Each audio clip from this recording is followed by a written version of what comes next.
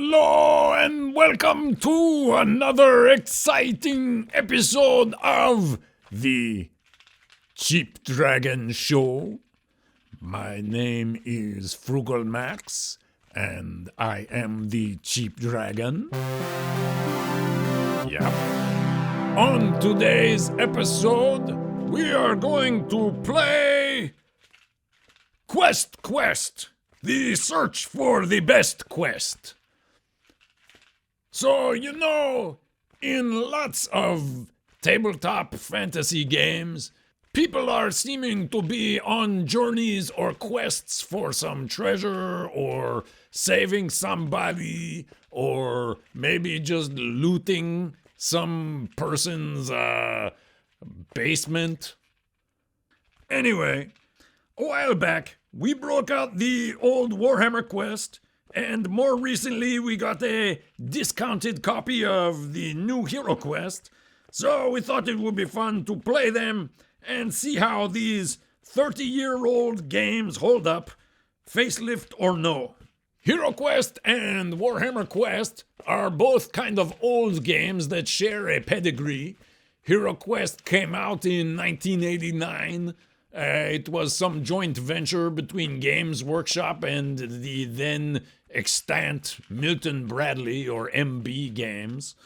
Then Advanced Heroquest followed shortly after, and in 1995, Games Workshop produced Warhammer Quest, which was kind of the follow-up to Advanced Heroquest. Since the original Warhammer Quest in 1995, the game has had its name used over a line of several successful games and one distribution fiasco. Then in 2021, Hasbro brought HeroQuest back, the exact same rules but with a major facelift for the, the little accessories. And in 2025, just a week or so ago, Games Workshop showed some guys in a video playing the original Warhammer Quest from 1995, albeit with new paint jobs, leading to all sorts of speculation of the internet variety. You know how that stuff goes. Yeah. Anyway, we are here today to settle once and for all which quest is the best quest. Or failing that, which quest costs you less quest. Or maybe just which quest is less mess quest. Whatever, let's look at these games! Let's try Warhammer Quest. Alright, do you want to roll to see which adventure in the Fountain of Light we're doing? 3. The Waters of Fate. The Emperor's wizards tell the Emperor that the mystical signs warn of an imminent invasion, but they can see no further than this. Wizards are highly overrated. What kind of warning is that? It's like a fortune cookie that doesn't even give you lotto numbers. Something is going to happen, potentially somewhere. Great. Thanks. I am the ghost wizard. Nope, wait. We're done. We're done with the bit. But I wish to plead our case. Ah! Oh, that's not what you are supposed to do. Both Heroquest and Warhammer Quest follow a similar pattern. Each hero gets a turn to move and fight or take another action. And once all of the heroes have done their turn, then the monsters have their turn. So many little things. If Games Workshop does re-release that game, I doubt it will come with 30 years of accumulated crap. But if it does, wow, what a deal. Some of the main differences in the games are the game board, movement, combat, magic, and monster control. Okay, so are you going to tell us which one is better? The most obvious difference when you look at the games is the game board. The HeroQuest game board is a traditional rectangle, like many other board games. The differences in the map on different quests come from which rooms are used and where the doors and furniture go. The whole board isn't used in every quest, so there are differences to be discovered. But if a door leads to a room, the players know beforehand how big that room is, and therefore a limit to the number of monsters that could be in there and that sort of thing. Granted that in some expansions there are tile overlays that can change the size of rooms, but we're sort of just looking at the basic game here. This guy has to keep it basic or he might blow a fuse. In Warhammer Quest, on the other hand, the board is generated each game by turning over dungeon cards to see what's in the next room. You want to turn over the first dungeon card and see where we are? This can lead to the board getting a bit out of hand or wanting to go off the side of the table, but it gives a greater sense of the unknown and is pretty engaging just for that aspect. So I guess we're giving the first point to Warhammer Quest. Warhammer Quest 1, Heroquest 0. Moving on to movement. Movement in Warhammer Quest is pretty straightforward. In your turn, you can move your character 4 squares, and diagonal moves are allowed. Movement in Heroquest is based on the roll of 2 6-sided dice, but diagonal moves are not allowed. At first, I think I preferred the Warhammer Quest approach with the fixed movement, but the variable movement of Heroquest does make for some interesting dilemmas and planning. In Warhammer Quest, quite often the characters will end up just moving around and staying in their ideal formation, which just doesn't work in Heroquest when you don't know how far anyone is going to be able to move. So while it might be a bit random, the Heroquest movement system does introduce some tougher decisions, which can make your gameplay a bit more rewarding or fun.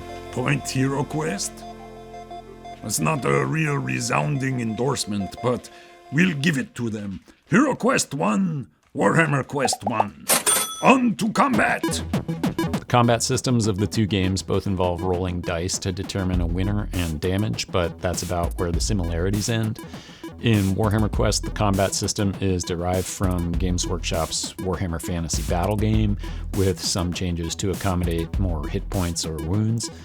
The attacker and defender compare their weapon skill statistics, refer to a chart to see what number they have to roll to hit, roll a number of dice equal to their attack's characteristic, then if they hit, roll again and add the strength of their attack, and subtract the enemy's toughness to see how much damage they do.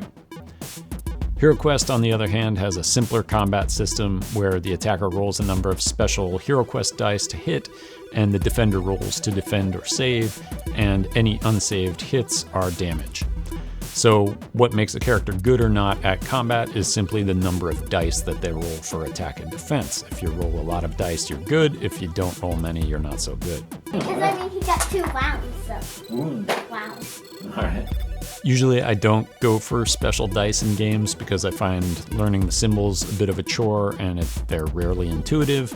But in this case, it's skulls are hits, white shields are successful defense for heroes, and black shields are successful defense for monsters, which is a pretty straightforward and easy system to remember. Also, if you were to transfer these stats to a regular 6-sided die, everybody hits on a 4 or better, heroes can defend on a 5 or better, and monsters defend on a 6. So it's pretty easy, and I kind of like that it can move a bit faster without having to look up numbers on charts or do math. It's pretty simple and fun and effective system. What a surprise that he is biased towards simplicity. But anyway, that's Heroquest 2, Warhammer Quest 1. Heroquest takes the lead. Magic. In Heroquest, magic is similarly straightforward, with a player that can cast spells having spell cards that they can play once per game. Once the spell is used, it's gone for the game, so there's a bit of risk and resource management in there in terms of when do you use your spells. But I don't want to use it because it's only 1, so I'm going to save it unless something comes back. In Warhammer Quest, there's also a resource management element to the magic, but it's not the spells themselves that can be exhausted, it's the magical energy that makes the spells work. A wizard has a certain amount of stored power that they can use, and there's also a random amount of power generated each turn by the roll of one die, representing how strongly the winds of magic are blowing. This power die also ties into whether unexpected events will occur, but that's independent of the magic system, and it's more just taking care of two game functions with a single die roll. So the wizard has to manage their stored power, but can cast the same spell multiple times throughout the game. Wait, what? Is he dead? Well, unless we can heal him next turn. Oh, okay, yeah. Do you have enough power? I used one of my powers. Okay, use Wait, it. I have 3 of them. Yeah. I like that both systems have a bit of resource management in there, and I like that Heroquest is really simple, but I think I'd give this point to Warhammer Quest, as I think the power tokens get you into the world a bit with representing winds of magic, and I like that you might want to save power to cast a really strong spell in the future turn, but that would mean maybe not having enough to cast something this turn. So I guess that's a point for Warhammer Quest. We're tied at 2 points apiece. What excitement! Who needs sporting events when we have this kind of nail-biting drama to be watched at any time one has a high-speed internet connection and suitable video watching device? It's 2-2 going into the final round! So that brings us to the control of the monsters, or who is the adversary in the game. The biggest difference in how these games function is that the basic version of Warhammer Quest is a completely cooperative game, while in Heroquest, one player plays as the evil wizard that controls the monsters. So in Warhammer Quest, all of the players are on the same team, and the monsters are generated by cards and follow some simple rules for how they behave. You turn over a card, place the monsters, and get on working together to fight them. The Heroquest system puts one player in the role of the adversary, and this could be played either in more of a game master approach, similar to a role-playing game, where it's kind of like an arbiter of the game, or it could be played in a more competitive one-against-the-group approach, where the evil wizard is really trying to win and be as devious and nasty as possible. Okay, we get it. Which is better? All of the other differences between the games are a bit superficial, but this is the one that really comes down to which type of game you prefer. Ooh, relativity. Do you prefer a totally cooperative game, or do you prefer a game where you're playing against each other, or somebody is in sort of a game master role? Wait, is he chickening out from actually making a call? Oh, I get it. It's one of those clickbaity things. The top 5 things you never guessed would affect your life. Number 1, breathing. The Heroquest approach allows for a story to progress, which is mapped out in the quest book, while the Warhammer Quest approach is more random, but also potentially more infinitely replayable. In our case, we preferred the Warhammer Quest approach. That might be because the kids wanted me on their team. Not likely. Or it may have been that the more random nature of the dungeon was more exciting, but I think Warhammer Quest has a slight advantage here. Well, there you have it. The final result definitively showing for all eternity that Warhammer Quest beats Heroquest 3-2. This doesn't mean that Warhammer Quest is better than Heroquest. What? As Heroquest has a lot going for it. And of course, you can easily adapt either game into the questing game that suits your group the best. Okay, well, not a resounding conclusion, which means the quest for the best quest continues. Stay tuned for more. Until next time, if there is a next time, I'm Frugalmax. Don't spend too much. Bye.